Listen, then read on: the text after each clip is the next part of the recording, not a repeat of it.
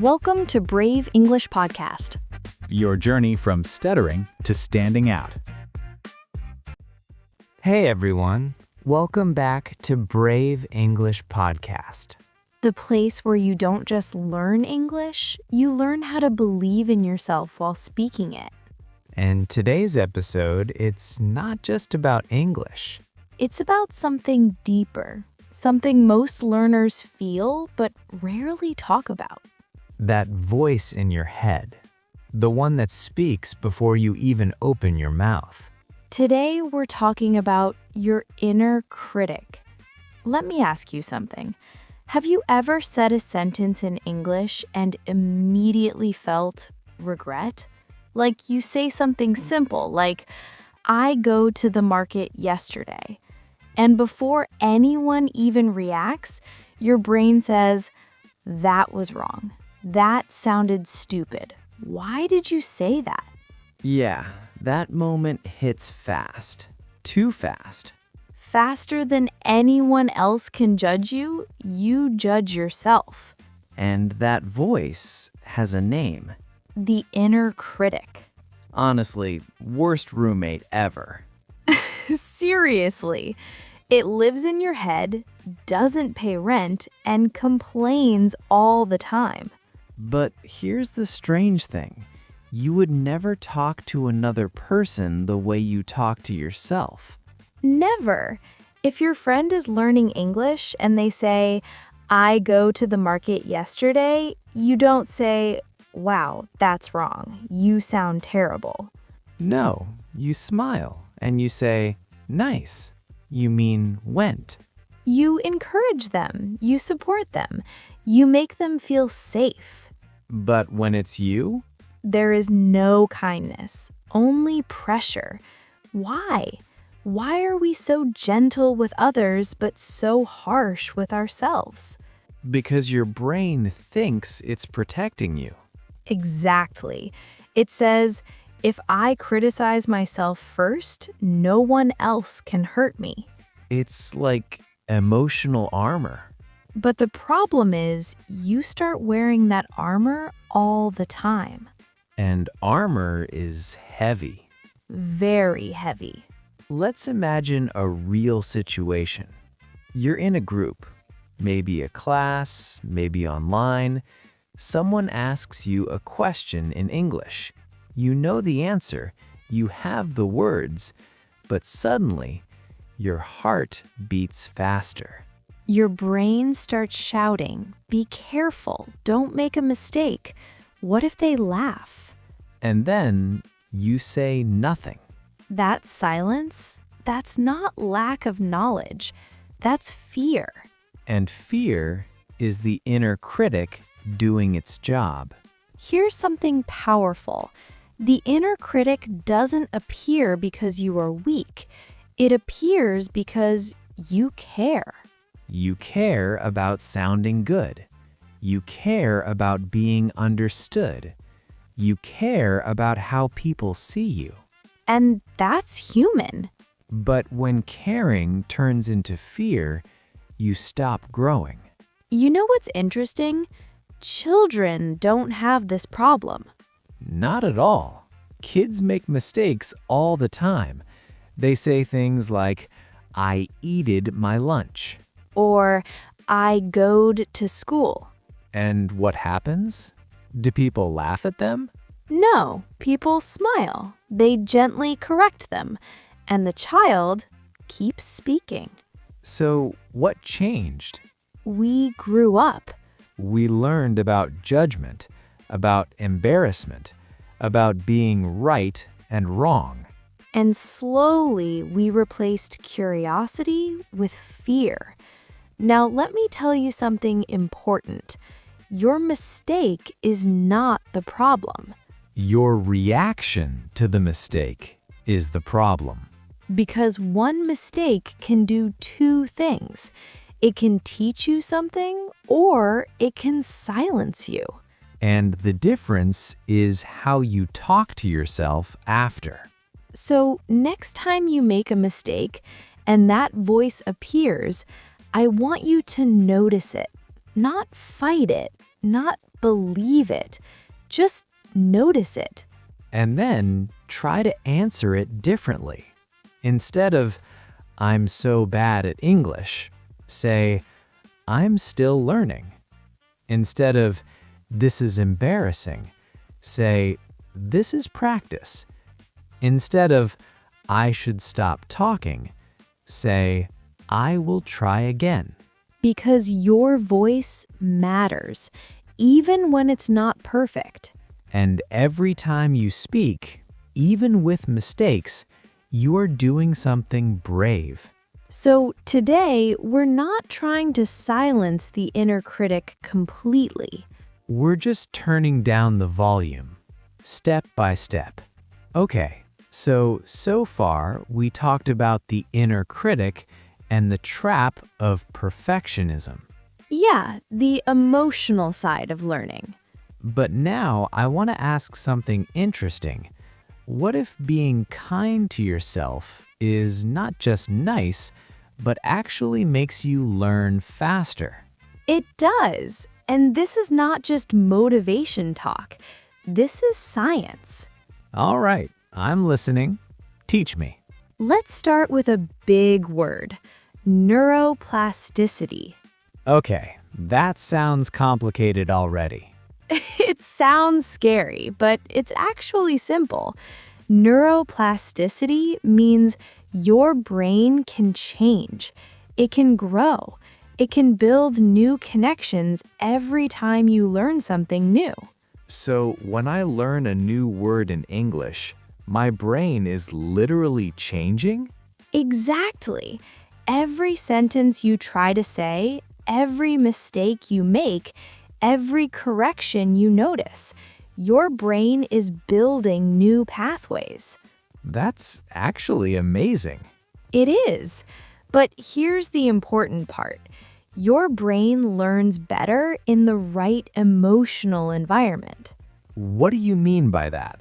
Let me ask you something. When you feel stressed, nervous, or scared, can you think clearly? Not really. Can you remember things easily? No, Can you speak confidently? definitely not. Exactly. This is where another important idea comes in, the affective filter. Okay, what's that?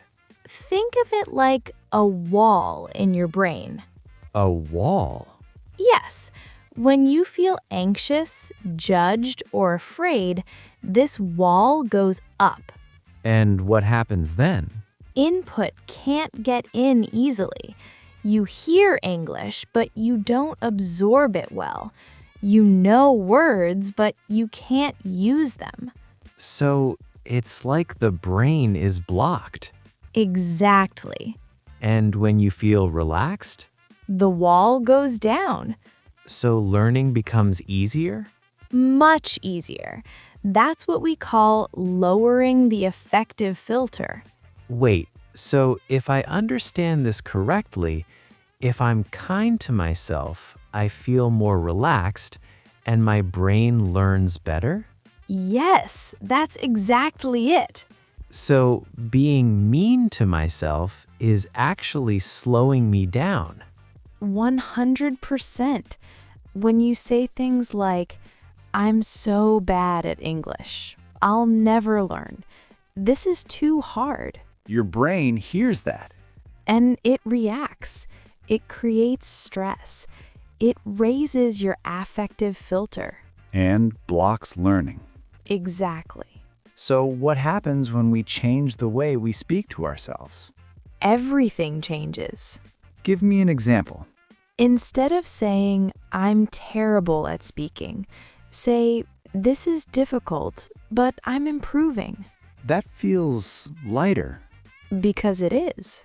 And the brain reacts differently? Yes, you feel safer, more open, more willing to try again. So self-compassion is not just emotional, it's practical. Very practical. It helps your brain do its job. Which is learning? Exactly. So basically, if I want to learn faster, I should be nicer to myself. Yes, it's that simple. Why don't we teach this in schools? Good question. Most learners think, I need more grammar. I need more vocabulary. But sometimes you don't need more information. You need a better environment inside your own mind. So let's connect everything. When you are kind to yourself, you reduce stress. When you reduce stress, you lower the affective filter. When the filter is low, your brain absorbs more. And thanks to neuroplasticity, your brain builds stronger connections. Which means you learn faster.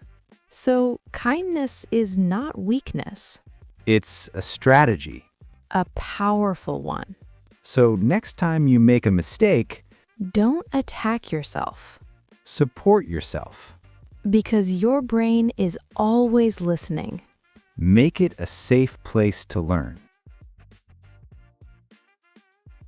All right, we talked about the inner critic. We broke the perfectionism myth, and we even brought in science. Yeah, now it's time for the real question. How do we actually change the voice in our head? Because let's be honest, you can understand all of this, but still wake up tomorrow and hear that same old voice.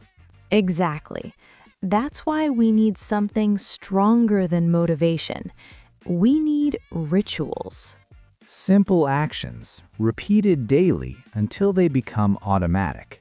The first step is awareness. You can't change a voice you don't notice. So, next time you make a mistake, pause for a second and ask yourself, what did I just say to myself?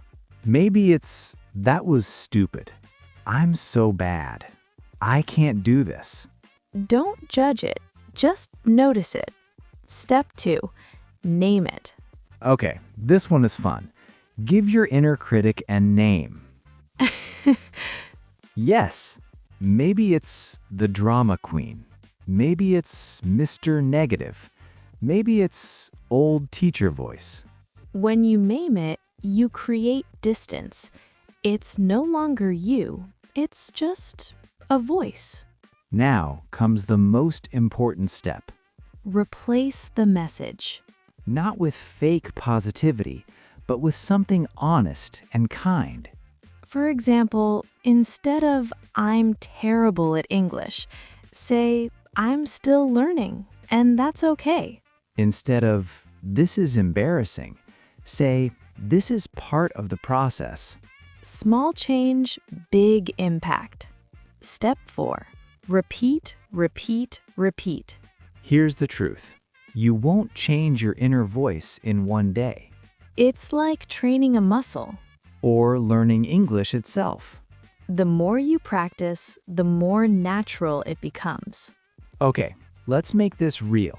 We're going to show you 2 versions of the same day A bad day.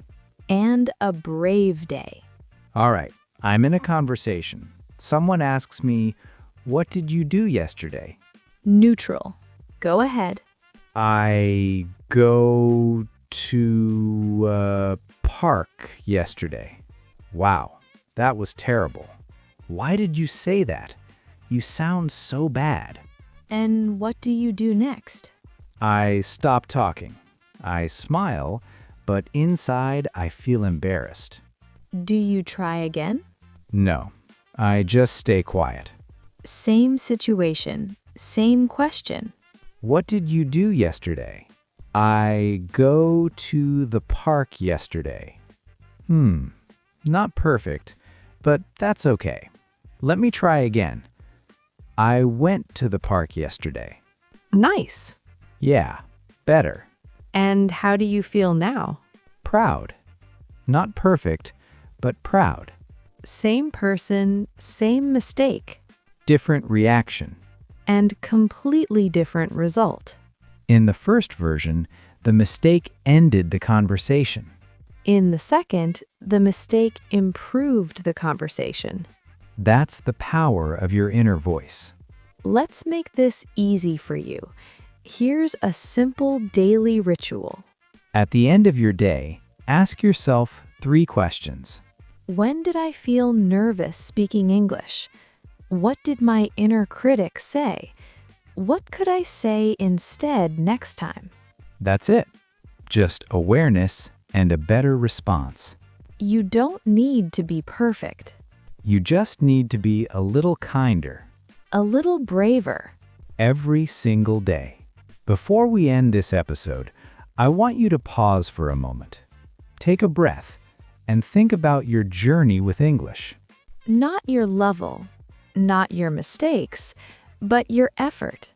All the times you tried, even when it felt uncomfortable. All the moments you wanted to speak, but something inside you said, not now. And still, you're here, listening, learning, trying again. And that matters more than you think, because this journey is not about becoming perfect. It's about becoming brave. And here's something we really want you to understand. You are not alone in this.